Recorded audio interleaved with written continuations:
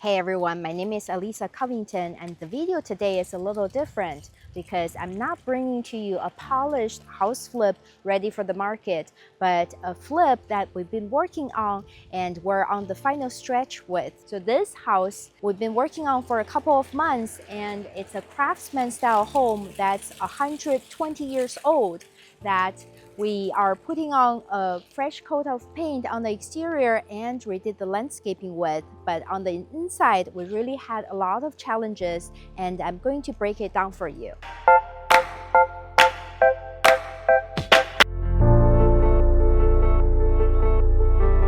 As I mentioned, we still have a lot of construction materials lying around and some debris here if the house is not cleaned or staged, so it offers you a unique opportunity to really see behind the scenes of this project before it goes on the market. So on this house, we had a lot of challenges. As I mentioned, it's 100 years old, so really there was a lot of deferred maintenance, and we had to redo the plumbing, electrical, and HVAC, so it really added up to the cost, and renovation was so expensive. And on this living room, you can tell that we reviewed the beautiful ceilings with intricate beams, but it was all covered up by paneling on the ceiling and the walls before, so there was not a lot of craftsman style features that were actually showing. We decided that we want to stay true to the craftsman style and just make enhancement to make modern living possible in here. Let's go into the dining room and kitchen now. So in this dining room, there was even more difficult because there was a wall right here with a buffet in front separating the kitchen. The buffet was so outdated and it really didn't have the modern finishes, so there was not a nice way to restore it.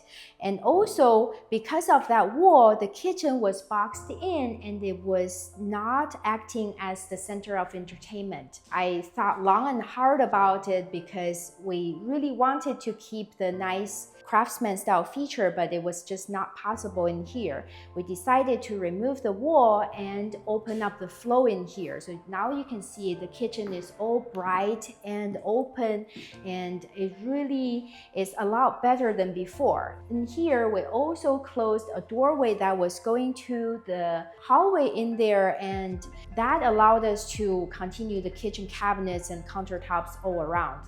So I think it's a big win to us.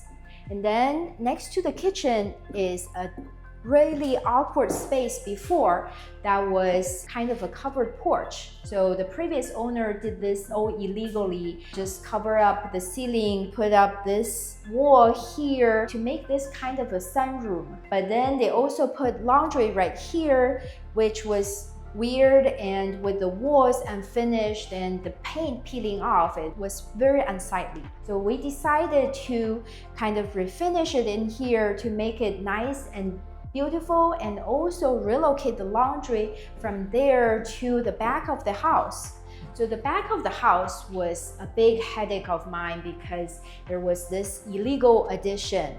Sorry, I think it was actually a legal addition, but it was just done very poorly. It was with different colored ceilings, walls, and weird windows, and the space was so not well utilized. It was just awkwardly sitting at the back of the house, and we decided to use part of it for this laundry space. So now it's nicely tucked in here, and I'm going to show you over there on the side of the bedroom to see how we actually use the back addition even better on that side.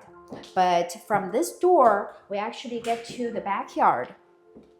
This was not the backyard before, but another covered patio by the previous owner, where it was so colorful, paneling, and very poorly lit. It looked really bad from the outside or the inside, so we decided to torn it down completely, and now we have a big concrete patio. But the concrete actually didn't end right here, but it covered almost the entire backyard. So the backyard was really ugly. We wanted to make it more family friendly, so we were thinking how to do that, and ended up deciding to cut a lot of the concrete in the back so we could put in this turf and have some areas for family enjoyment. And now the rest of the concrete can be used for a patio, and also towards the back you can park more cars over there, so it's really a lot more useful than before.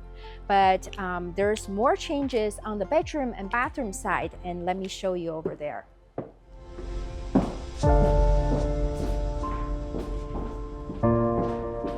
We widened this hallway here by removing a closet over there, and the first bedroom in here had two entrances. One over there, and that was right next to the front entrance. A modern bedroom really doesn't need two doorways inside, so we decided to close it up, and now there's more usable space over there. And then right next to it is the hallway bath.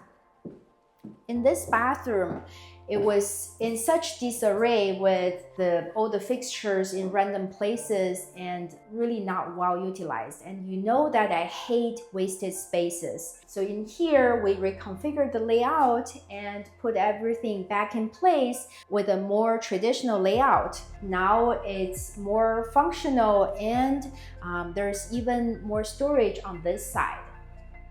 Right next to this hallway bath is the primary bedroom.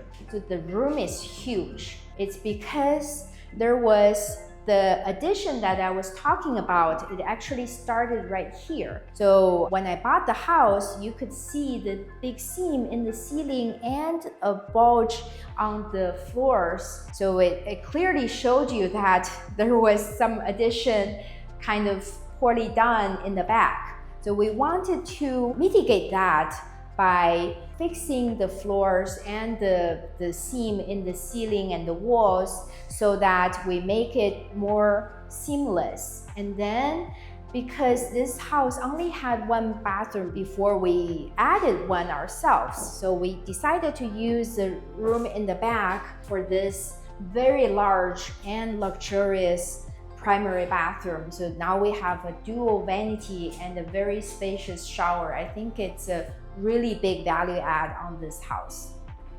Let's see the other bedroom right next to this. Oh, actually it's the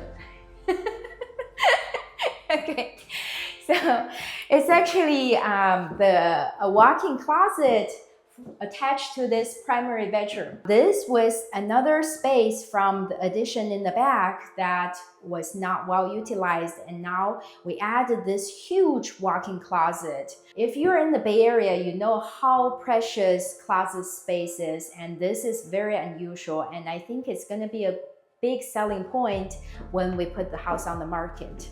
So there's another bedroom right here. This was a kind of a weird bedroom. I call it a room in the room before, because the house originally ended here and there was a window and a door right here going to the backyard. But because of the addition in the back, this is not really a exterior wall anymore. So we decided to close those off and make this just a regular bedroom. And because there was no closet in this room, so it was not really a regular bedroom. So we added this small closet, also using part of the space from the back addition. So that's how we actually split up the addition in the very back. I hope you enjoy this house flip in the making tour, and if you like this new video format, give me a thumbs up, and if you don't like it, just hit the dislike button twice. And if you have suggestions on other video formats, drop me a comment below. And I'm continuing making before and after videos, and the after video of this whole renovation is going up in the channel very soon, so make sure you don't miss it. Thank you so much for watching. See you next time.